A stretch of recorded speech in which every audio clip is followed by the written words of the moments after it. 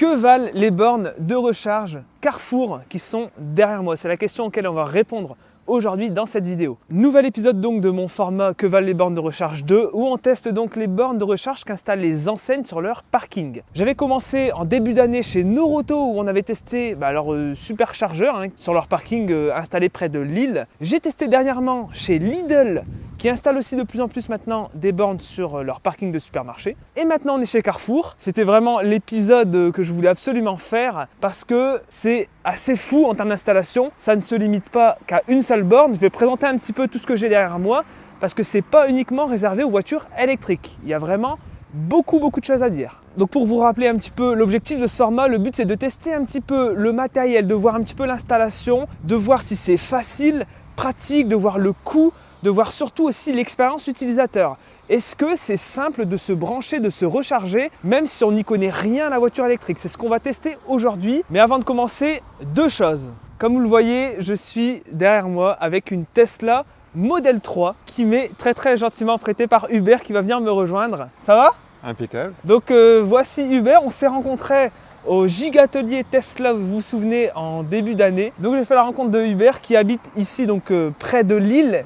C'est d'ailleurs là où on se situe aujourd'hui. Donc Hubert a une magnifique Tesla Model 3. Donc merci à Hubert qui a pris du temps pour qu'on réalise ce test ensemble. Et deuxième chose avant de commencer cette vidéo et ce test, je vais vous parler de WeLike. Alors oui, cette vidéo est une vidéo sponsorisée. C'est mon premier sponsor et c'est WeLike.fr. Alors c'est une très belle opportunité parce que justement ramener des sponsors sur la chaîne, ça va permettre de faire grandir celle-ci, d'amener de nouvelles perspectives. Donc ça va être vachement intéressant. WeLike.fr, c'est un sponsor qui va vraiment vous plaire puisqu'il est en parfaite adéquation avec mon contenu et le thème de ma chaîne. Alors WeLike, c'est quoi? C'est le premier site de petites annonces dédié aux véhicules électriques et hybrides rechargeables. Donc si vous êtes un professionnel ou un particulier, vous pouvez acheter ou même vendre votre voiture, donc électrique ou hybride rechargeable. Et WeLike offre beaucoup d'avantages qui vraiment me plaisent beaucoup personnellement, comme la certification de batterie, le pass recharge, l'installation de bandes de recharge, des assurances dédiées à la voiture électrique et hybride, et bien d'autres choses encore grâce à leurs partenaires. Donc tenez-vous prêts, le lancement du site c'est le 28 septembre, donc ça arrive très vite. Et à cette occasion, Charles, le fondateur de WeLike, vous fait gagner des AirPods sur sa page Instagram. Donc vous pouvez participer, c'est en bas en description, donc sur la page Instagram de WeLike. Vous pourrez d'ailleurs y retrouver pas mal d'infos, tutos, etc. sur la voiture électrique, donc c'est vachement cool et complet. Donc rendez-vous en description et nous on commence donc le test des bornes, donc Carrefour. Donc du coup, nous voici donc sur la station de recharge Carrefour. Et comme je vous disais, il y a pas mal de choses. C'est que c'est hyper complet. C'est pas uniquement une station de recharge classique de véhicules électriques. On a aussi pas mal de petites choses autour, comme notamment des plots en fait qui permettent de recharger des trottinettes électriques avec donc des prises intégrées. Ici, on a donc au niveau du transfo, on a des petits casiers avec des prises de recharge. Donc petit casier, on met son cadenas et on peut donc recharger des batteries de vélo ou même son smartphone. Donc ici pareil, ça a l'air d'être gratuit, donc on arrive, on se branche, donc ça c'est plutôt cool. Donc ici on retrouve donc une borne donc 150 kW, donc Alpitronic opérée par Allego. Donc 150 kW avec deux connecteurs combo CCS. On a donc un écran, etc. On en parlera un petit peu en détail tout à l'heure. Et derrière moi, je vous mets en petite illustration, on a deux bornes 22 kW donc en type 2, ça c'est vraiment cool si la borne ultra rapide est occupée. Donc vous le voyez, c'est plutôt bien fait. Donc on a des places par terre qui sont totalement dédiées, on a donc 6 places au total. Et ici donc la fameuse borne dont on va parler tout de suite.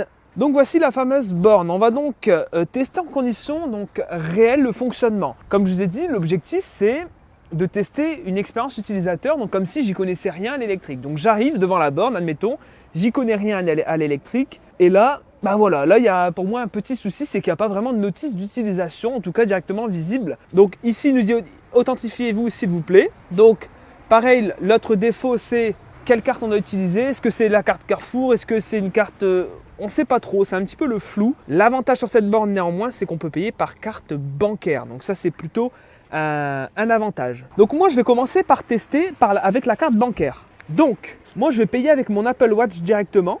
Donc là il me met juste présenter la carte. On ne sait même pas combien on paye, hein. Je ne sais pas le prix du kilowattheure, hein. C'est pas indiqué non plus. Donc là il me met carte acceptée. Donc je ne sais pas pareil combien j'ai payé, hein. Ça c'est le gros inconvénient je trouve. Là pareil on ne sait pas trop ce qu'il faut faire.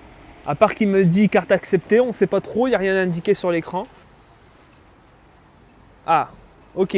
Sélectionner le type de connecteur. Bah, je vais prendre le CCS. Connecter, donc ici vous voyez, ça s'affiche en bleu. Et vous le voyez, en haut, on a un bras articulé. Ça permet de rajouter de la longueur de câble. Donc ça, c'est vraiment plutôt cool. Et là, on va donc brancher. On va voir ce qui se passe donc sur l'écran. Donc là, la charge se lance. Donc on est à 37, alors qu'on est censé prendre 150. Hein.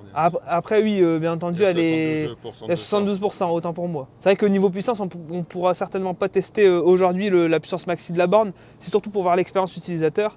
Donc vous voyez 73%. On a donc l'information en kilowattheure récupérée. Et là, on est donc à moins de 30 kW de puissance. Donc vous le voyez, donc là, la première technique en utilisant donc la carte bancaire, ça c'est le gros avantage de cette borne quand même. C'est plus simple pour ceux qui ne veulent pas utiliser ChargeMap et pas se prendre la tête, je veux dire, ça fonctionne, c'est cool. Par contre, gros inconvénient, on n'a pas le prix du kilowattheure, c'est quand même assez fou. Je trouve que même sur l'écran, on n'a pas l'information. Avant de continuer, bien entendu, vous avez vu ici, on a donc téléchargé l'application Carrefour Énergie. Chose que j'ai faite donc en flashant le QR code. Mais en réalité, je vous montre un petit peu. Donc j'ai téléchargé l'application, vous le voyez donc là sur l'application. En réalité, la borne donc 150 kW n'apparaît pas sur celle-ci. Seules les bornes 22 kW apparaissent sur l'application Carrefour. Puisque vous voyez même si on fait recharger, voilà, seule la borne 22 kW apparaît. On a la carte avec toutes les bornes Carrefour, mais vous voyez, il n'y a rien de spécial d'affiché dans l'application. On va voir tout à l'heure sur les bornes 22 kW ce que ça donne, mais pour l'instant sur cette 150 kW, l'application n'a aucun intérêt. Donc vous voyez ici, j'ai toujours ma séance active. Donc là, j'appuie sur ma séance. Alors comment on coupe la recharge du coup?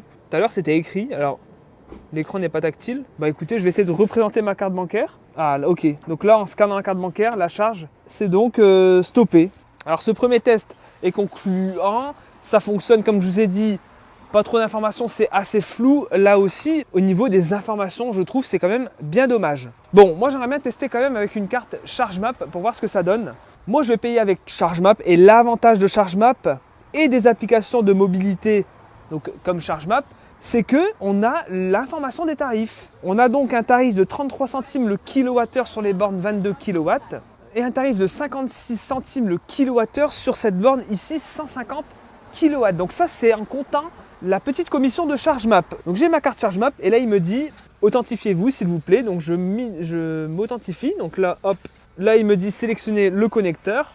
Ici donc le connecteur s'entoure donc de bleu et donc Hubert je vais encore avoir besoin de toi. Donc voilà, c'est globalement comme tout à l'heure. Et donc sur l'application de ChargeMap, j'aurai donc mon petit reçu où j'aurai le prix de ma recharge, etc. Et pareil sur l'application Carrefour, on n'a toujours rien. Donc du coup, bien entendu, Hubert m'a parlé donc de l'application Bonnet, je ne sais pas trop comment ça se dit. C'est une application qui est un peu connue dans le domaine. Personnellement, je ne l'utilise pas, je ne me suis pas vraiment penché dessus. Mais cette application fonctionne parfaitement sur donc cette borne ici Carrefour. Donc on a directement la borne qui est donc sur la map. On peut la sélectionner, voilà. Et donc là, on a donc l'information. Tu as donc rentré ta carte bancaire dans l'application, c'est ça? Oui, tout à fait. Ok, voilà. Donc là, on peut sélectionner, lancer une charge depuis l'application et même au niveau des bornes 22 kW voilà. Qui se situent aussi ici dans la liste. Donc voilà, start charge, on branche, etc. Bon, vous avez compris le système, on va pas le refaire. L'avantage, c'est de proposer des tarifs intéressants du coup au niveau du kilowattheure, c'est ça? Oui. Voilà, ok. Donc voilà, donc Bonnet, c'est parfaitement compatible. Donc là, ce qu'on va faire, c'est qu'on va vous montrer, parce que là, donc avec la borne 150 kW, vous avez vu, ça fonctionne. Le point négatif, c'est comme une fois de plus, c'est qu'il n'y a pas de notice et c'est un petit peu flou, pas trop d'informations sur comment ça fonctionne, les tarifs, etc.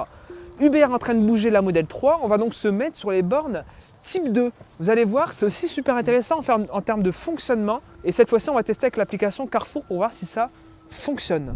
On s'est donc garé sur la borne donc 22 kW. Je vais donc vous montrer un petit peu le fonctionnement. On va tester avec l'application Carrefour, comme vous le voyez.